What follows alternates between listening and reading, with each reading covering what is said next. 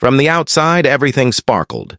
Instagram timelines glowed with sun-kissed brunches at rooftop restaurants, curated couple challenges, luxury brand collabs, and heartfelt anniversary captions that could melt a glacier. But behind the hashtags and reels was a city pulsing with secrets. Nairobi's favorite couple, Liam and Zawadi, were couple goals, the perfect couple. Everyone looked up to them.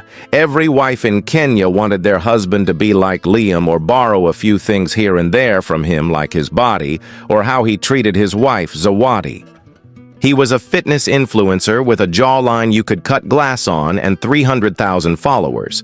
She was a fashion and lifestyle guru with a cool 1 million fans who worshipped her soft life aesthetic. Together they ran a YouTube vlog called Zawadi and Liam Unscripted, which showcased their luxury apartment in Kileleshwa, their gym routines, staycations, and real talk sessions about marriage. But what their fans didn't know was that Zawadi had found an unfamiliar lipstick in Liam's gym bag. Deep red, not her usual nudes. And Liam hadn't touched her in 3 weeks. She hadn't confronted him. Not yet.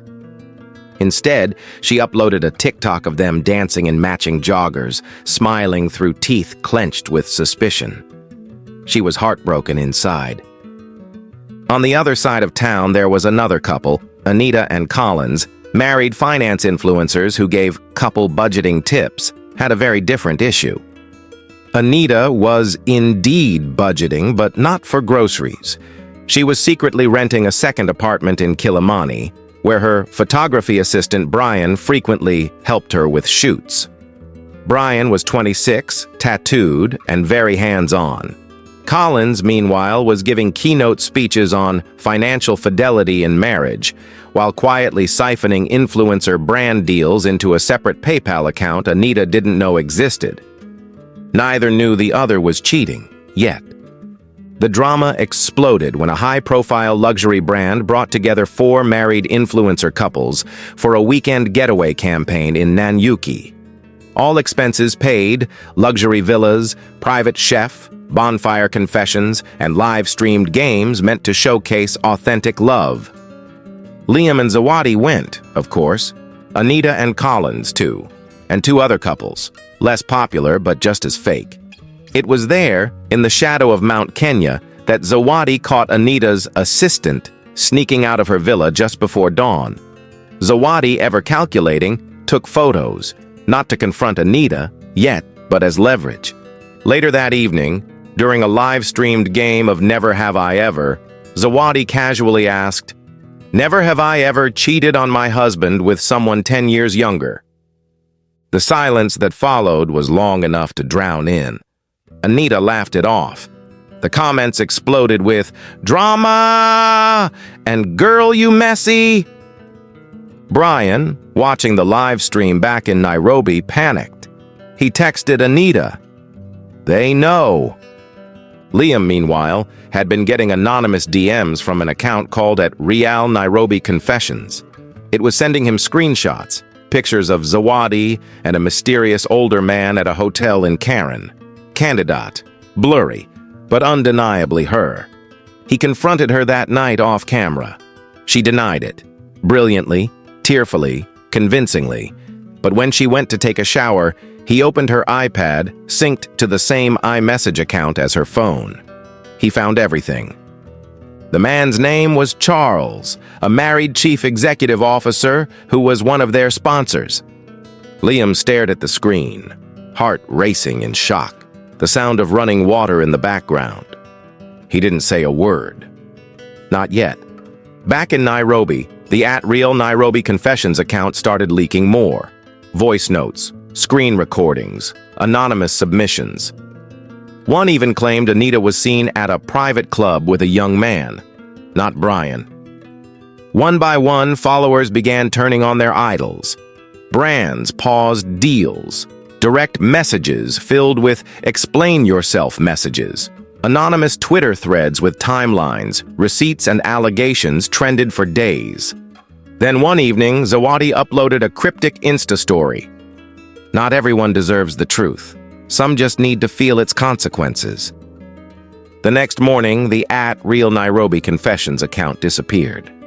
But the damage had been done, and someone, no one knew who, was planning something worse. When @Real Nairobi Confessions account vanished from every social media page, everyone thought the storm had passed. But the silence only made the tension worse. Zawadi's follower count dropped by 50,000 overnight. Her once thriving comment section now read like a crime scene. "You're not who we thought you were." "Charles? Really, sis?" "Liam deserves better." Every one of her fans was judging her. But Zawadi wasn't crying over lost fans. She was watching Liam. He was too calm, too quiet. He hadn't mentioned the iPad. He hadn't asked her about Charles again.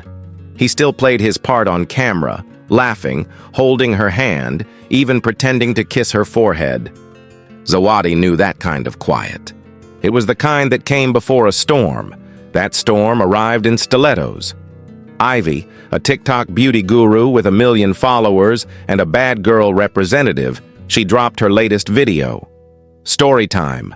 "I didn't know he was married. Until I did." It wasn't just gossip. It was a nuclear bomb. Ivy never named Liam, but she didn't have to. She showed screenshots of gym selfies, flirty texts, a hotel invoice with letter L in bold. Her followers lost their minds.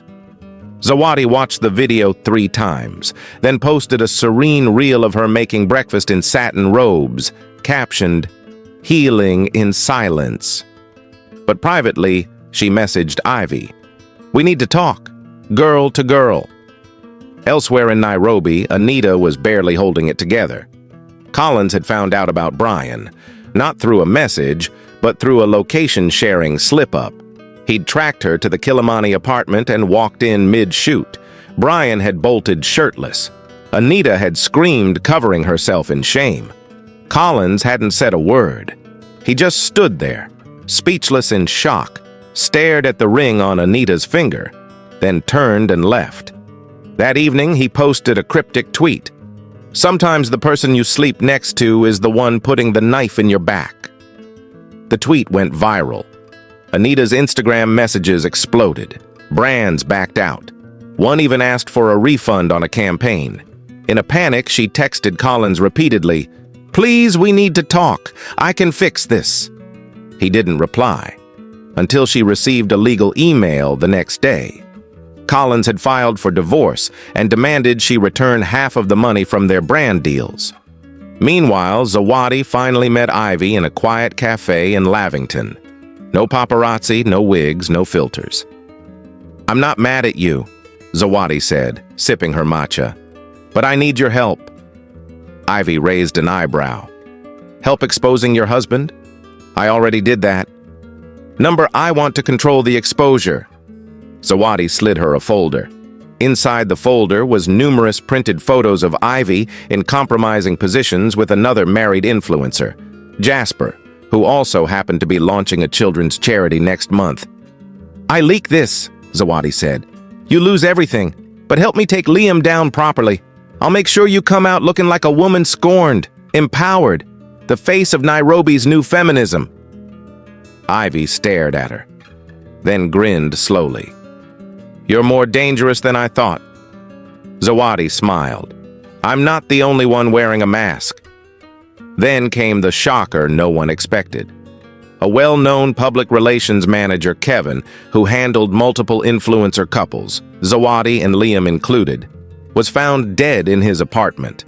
Police claimed overdose. His phone and laptop were missing. And soon after, an anonymous email landed in Liam's inbox. Subject: "Kevin died protecting your secret. You won't be so lucky." Attached, a zip file titled Expose Final.mp4.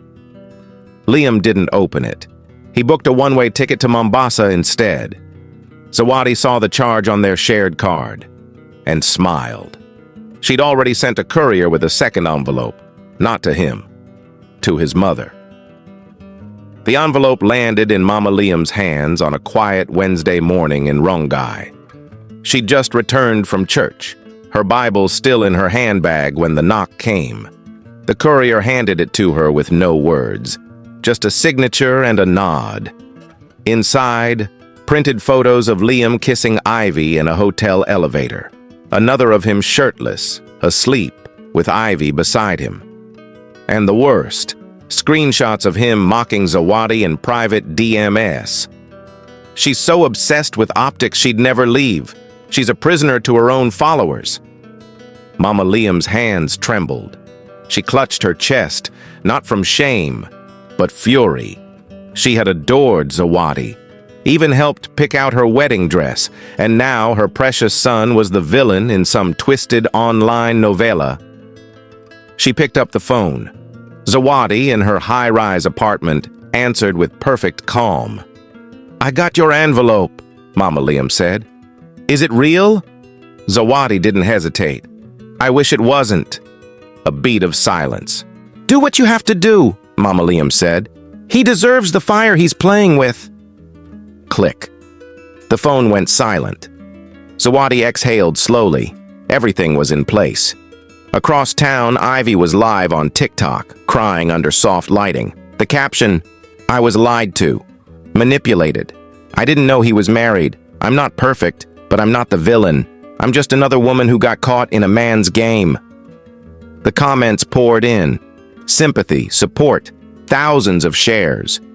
Meanwhile, Zawadi posted a muted black and white video montage titled, "Grief, when the man you built with betrays you publicly." Slow clips of her crying, cooking alone, burning love letters. In 24 hours, she gained 70,000 new followers. But Liam wasn't in Mombasa. He'd lied. He was in Dubai, with someone new. Her name was Shiro, a crypto influencer with a dark past and no patience for drama. She'd told Liam to disappear while she cleaned up his digital trail.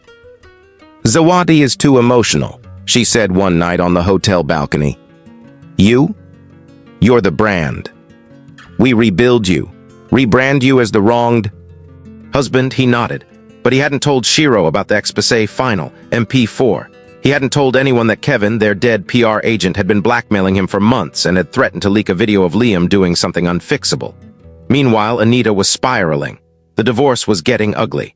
Collins had frozen their joint accounts and released a 3-part YouTube video titled, "How I Survived a Lying Wife and Reclaimed My Peace." It was part heartbreak, part branding play, and 100% a public relations slam dunk. Worse, Brian had ghosted her. His Instagram now showed him vacationing in Diani with someone new, a tech founder who Anita used to collaborate with. The betrayal stung worse than anything. So Anita made a decision. She picked up her camera, hit record, and said, "Today I'm telling you all the truth about me, about Collins, and about the lie this entire influencer world is built on." She would burn the whole influencer ecosystem down if she had to. And she knew exactly where the bodies were buried. Meanwhile, deep in Nairobi's digital underbelly, someone was uploading files from the deleted at Real Nairobi Confessions account. But this time the leaks were worse. Raw audio clips, private therapy session transcripts, nudes, bank statements. It wasn't just the influencers anymore. It was the brands, the agents, the secret investors. No one was safe, and whoever was behind it, they weren't done. By Friday morning, Nairobi was on fire. Digitally. Twitter, or X as it was now called, was a bloodbath. Threads exposed direct messages between influencers and government officials. Telegram groups buzzed with forwarded clips of crying apologies and accidental nude leaks. YouTube reactors had content for weeks. And right in the middle of the chaos was Zawadi. Except she wasn't running. She was planning. Zawadi's apartment in Kilaleshwa was transformed into a war room. Mood boards, laptop screens, PR consultant on speed dial, stylists in rotation. She was launching the Zawadi Truth Tour, a 4-part documentary. Episode 1. When Love is a Lie. She'd narrate her marriage, heartbreak, and healing journey. But more than that, she would implicate Liam without ever saying his name. "I won't attack," she told her producer. "I'll forgive, but with receipts." The producer blinked. "You're going for the sympathy vote and the moral high ground." Zawadi smiled. "I'm taking back my narrative, and I'm making him irrelevant." But across the world in Dubai, Liam's plan was falling apart. Shiro was gone.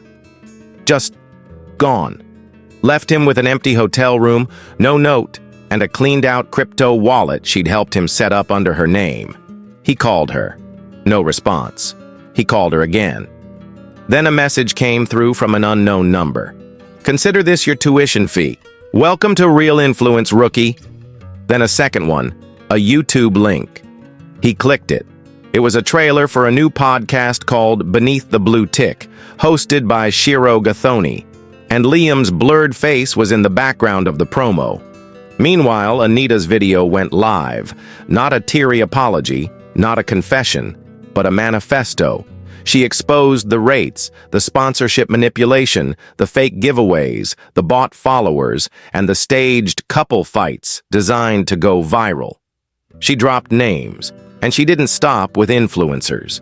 She named CEOs, event planners, TV hosts, and even a presidential aspirant rumored to be sponsoring 2 TikTok dancers behind closed doors. It was electric, explosive. Radio stations covered it within the hour. A government watchdog hinted at an investigation. Anita had scorched the earth, but even she didn't expect what came next. Collins clapped back. On a surprise live stream, he revealed Anita had been lying about her background for years. No accounting degree, no certification. Her corporate background? Fabricated. And he had emails to prove it. "I may be a broken man," he said, tearing up, "but I will not be slandered by someone who built her platform on fiction." That night, Anita lost 2 brand deals, but she gained a new offer, a TV interview slot with Citizen Weekend. The producers had one condition: spill on everyone, and she was ready. Back at Zawadi's apartment, her assistant burst in, breathless. "We have a problem." "What now?" Zawadi said, still reviewing edits.